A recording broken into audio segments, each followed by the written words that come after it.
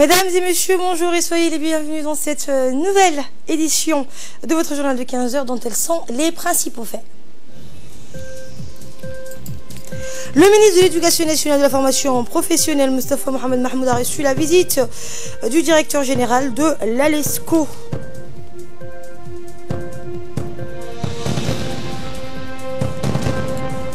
Et en Indonésie, suite au crash de l'avion de la compagnie Lion Air, un signal d'une seconde boîte noire a été détecté.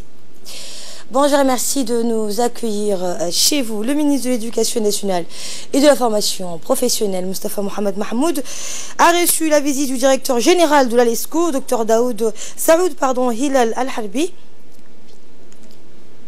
La rencontre s'est déroulée au cabinet du ministre en présence du secrétaire général Mohamed Abdallah Mahyoub et d'autres hauts responsables du MENFOP.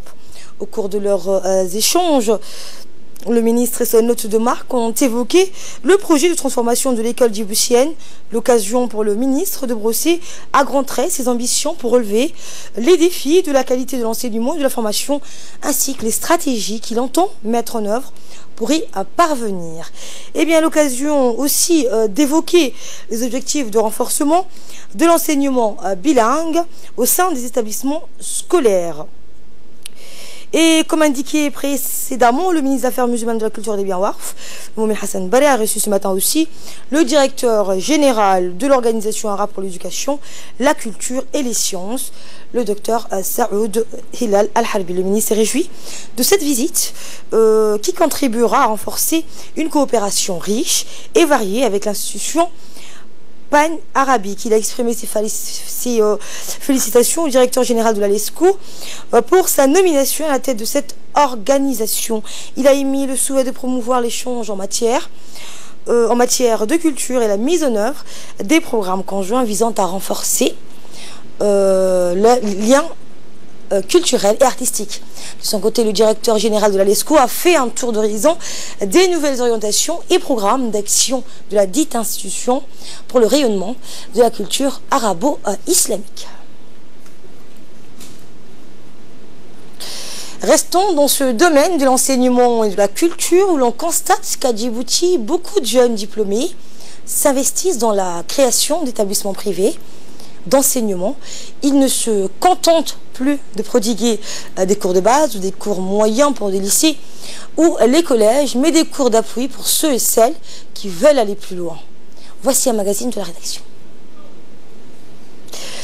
Un magazine donc qu'on aura de nos prochaines éditions.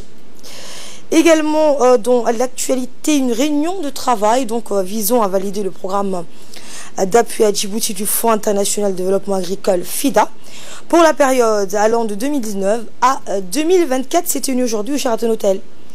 Cette rencontre a été conjointement organisée par le ministère de l'Agriculture, de l'eau, de la pêche et des ressources halieutiques et le Fonds international de développement agricole. Ce programme cherchera essentiellement à aider les populations des zones côtières et des zones rurales à améliorer leurs conditions d'existence, à s'adapter aux changements climatiques, voire à résister à ces changements, ce qu'on qualifie de résilience.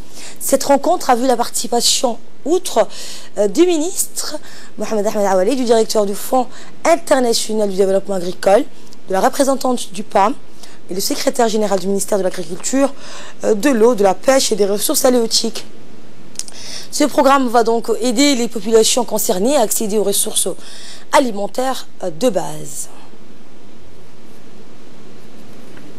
En partenariat avec le gouvernement du... Lors de son intervention, le ministre de l'Agriculture a remercié à la fois le FIDA pour son appui financier ainsi que les participants pour leur contribution et leur point de vue sur le programme. Écoutons les propos du ministre. Je voudrais tout d'abord vous remercier pour votre présence à l'occasion de cet atelier axé sur le programme de validation d'options stratégiques appelé COSOP en cours d'élaboration avec le concours du FIDA.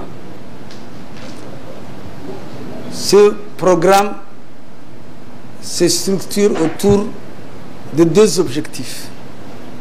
Premier objectif stratégique, une meilleure gestion des ressources naturelles, notamment en mobilisant les ressources en eau de façon durable et résiliente au changement climatique. Le deuxième objectif visé est la mise en place de systèmes de production performants et résilients à lancer à grande échelle au niveau de la République de Djibouti. Également dans l'actualité, le ministère du Tourisme et du Commerce en collaboration avec la Banque islamique du développement, l'Organisation arabe du tourisme a organisé un séminaire de formation de 10 jours au Palais du Peuple. Composé de différents ateliers thématiques, les travaux du séminaire ont été ouverts ce matin. Le ministre du Commerce et du Tourisme, Hassan Hamad Ibrahim, et le secrétaire général de l'Organisation arabe tourisme, Saoud Al-Jabir. Durant ces 10 jours, l'atelier composé de 3 modules sera animé par 5 experts formateurs égyptiens et des opérateurs privés au secteur du tourisme à Djibouti. Écoutez un des experts, en l'occurrence Dr Rima et Dr respectivement donc spécialistes de la restauration et du e-tourisme. Que c'est un service très très important, la restauration en général. Mon module va être le 9 novembre, les 3 derniers jours, sur le tourisme numérique, le marketing digital, comment développer votre les sites touristiques sur le site web, comment développer votre page touristique et comment faire le marketing pour les touristes étrangers. Et avant de suivre les propos du ministre du Commerce, suivons, c'est l'heure de retrouver l'appel à la prière. On se retrouve tout de suite après. C'était l'appel à la prière. Bienvenue sur notre journée sur CD Djibouti. Je vous parlais à l'instant de ce séminaire organisé par le ministère du Commerce avec des experts égyptiens. Et suivant le mot du ministre du Commerce. C'est un réel plaisir et un honneur pour moi d'être parmi vous aujourd'hui pour le lancement de cet atelier de formation destiné à familiariser les participants aux techniques et gestion des services de voyage et de l'hôtellerie dans le secteur du tourisme.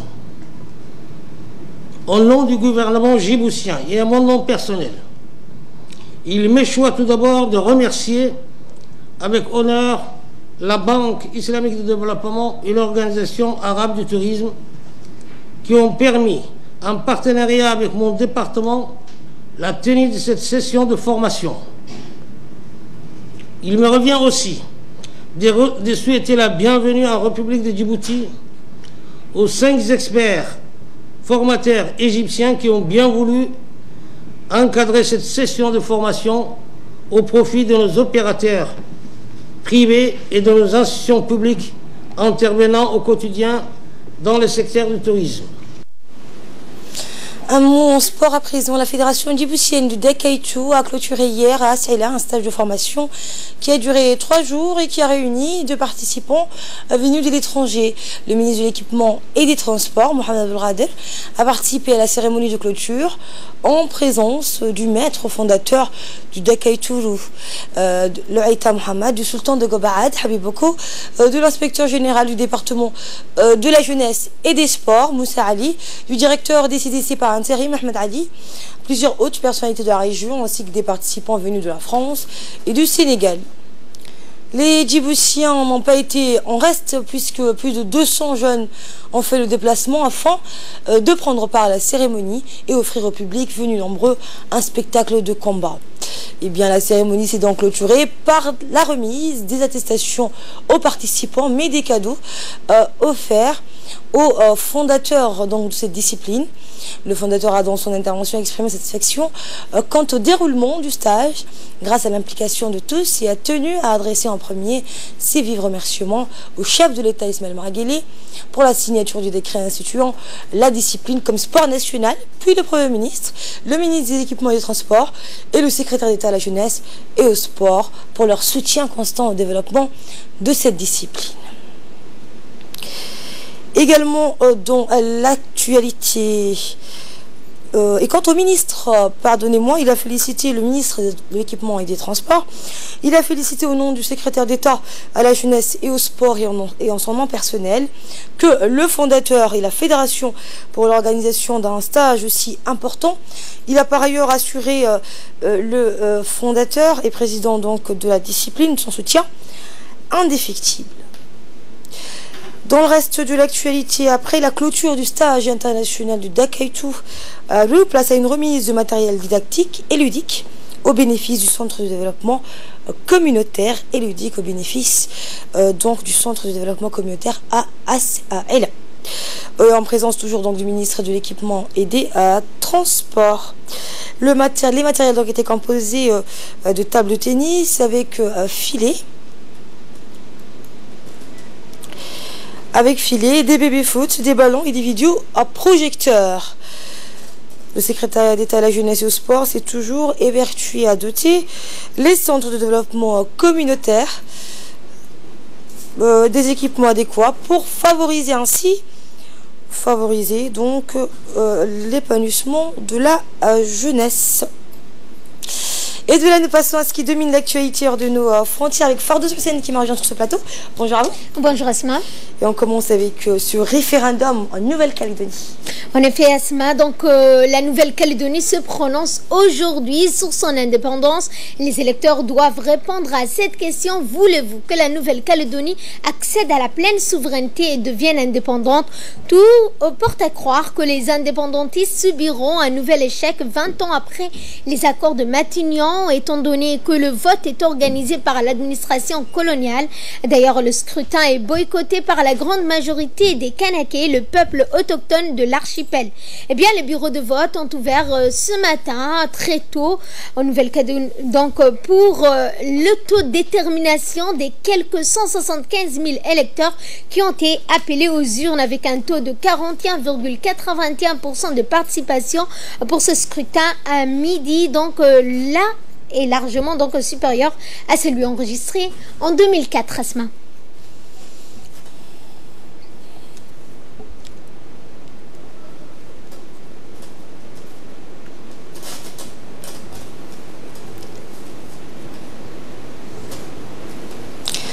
Et en Indonésie, alors, suite au crash de l'avion de la compagnie Lion Air, un signal d'une seconde boîte noire a été détecté. En effet, Asma, l'équipe de sauvetage a enregistré aujourd'hui le signal d'une balise installée dans l'enregistrement, donc et l'enregistreur de l'avion qui s'est abîmé lundi en mer au large de la côte ouest indonésienne. Les responsables des équipes de recherche ont également indiqué que toutes les turbines et les deux trains d'atterrissage du Boeing 737 ont été repêchés. D'autre partie, de corps de victimes du crash de l'avion Lion Air qui a quitté l'ensemble donc de 189 personnes à bord ont été repêchées. Le ministère indonésien des Transports va saisir les autorités aéronautiques internationales pour conduire un audit sur la sécurité de la compagnie aérienne. On verra donc également les enquêteurs afin de participer à l'investigation sur la cause de la catastrophe. Et cette embuscade au Niger, embuscade mortelle, le Pentagone qui sanctionne. En effet, Asma, 8 militaires ont donc été décédés lors d'une opération ratée au Niger en 2017. L'armée américaine a rendu son verdict. L'armée américaine a sanctionné 6 militaires pour leur rôle dans une opération ratée au Niger en 2017. 4 soldats américains et 4 Nigériens avaient péri dans les guet-apens tendus par les djihadistes. En mai dernier, le Pentagone avait rendu public le résumé d'un rapport d'enquête concluant à une série d'erreurs de la part des militaires américains. Outre le fait qu'ils étaient mal préparés, ils étaient donc envoyés dans cette mission sans avoir reçu le feu vert à un niveau hiérarchique suffisamment élevé. Les militaires sanctionnés incluent 2 membres de l'unité attaquée, un capitaine et son numéro 2. Ils ont tous deux reçu des lettres de reprimande leur reprochant un entraînement préalable insuffisant et l'absence de simulation de combat avec les soldats nigériens. Les lettres Asma de reprimande, selon donc le degré de sévérité, peuvent signifier la fin de carrière d'un militaire.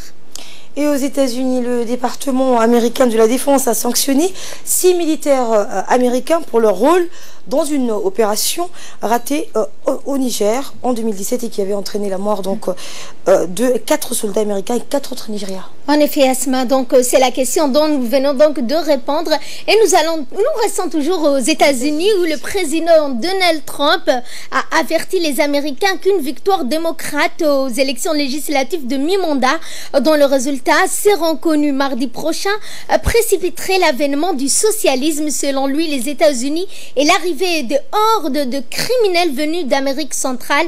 C'est son argument de campagne finale pour sauver la majorité républicaine.